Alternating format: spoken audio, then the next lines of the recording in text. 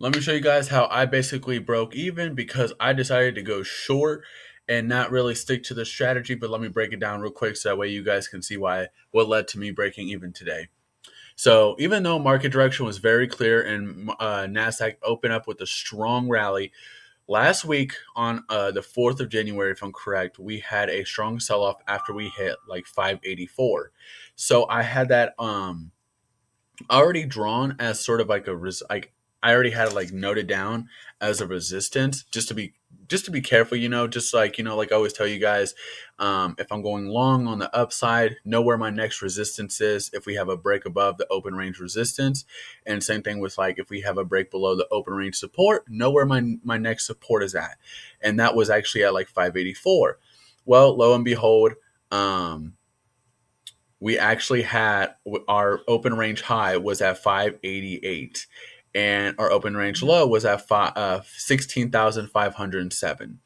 Now, even though we did consolidate a lot, that's actually what made me sort of validate and sort of go short. Now, to manage my risk, I did go short with the micro NASDAQ futures just to be safe because it was not me sticking to that 15-minute open range breakout strategy that I have been using.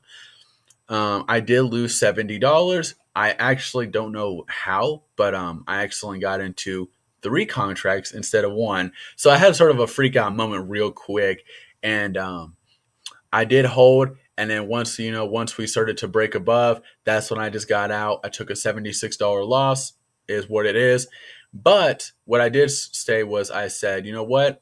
I'm gonna wait for it to consolidate, hit a higher high, then go long, or I'm gonna wait for it to pull back, bounce off the new support, validate it, and then go long. Well, as you can see, we hit a lower high. Once we hit that lower high, I actually went long, and I got out right here when we hit a resistance at 16,642. We sat here for about good 15, 20 minutes until we actually started to go back to hitting higher highs. But as you can see, we actually did trade sideways for a while.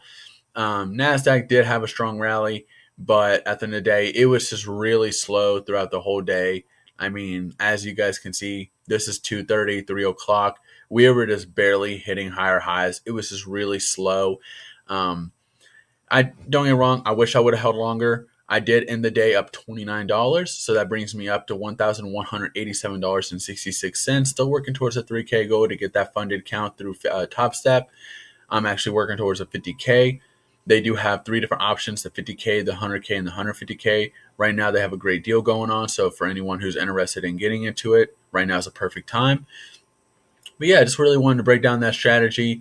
Honestly, I'm gonna be real with you guys. I don't actually regret going short simply because when we did touch that 584 last week, we did have a strong sell off. The moment we touched it, we got rejected, and we had a nice sell off. So I did have pretty validation. We held it from what 9:45 all the way till 9:57, so a little over 10 minutes.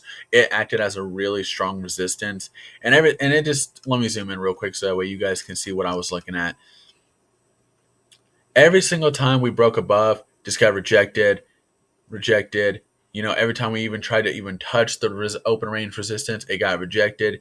And so I was just pretty confident in going short. But I said, you know what? I'm going to manage my risk. I'm going to go into a micro Nasdaq futures.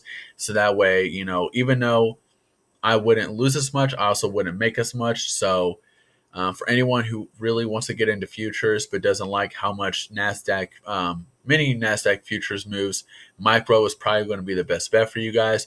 But yeah, hope you guys enjoy this video. By the way, I wanted to let you guys know on Thursday we have the CPI report and the core CPI, and then on Friday we have the core PPI and the PPI coming out.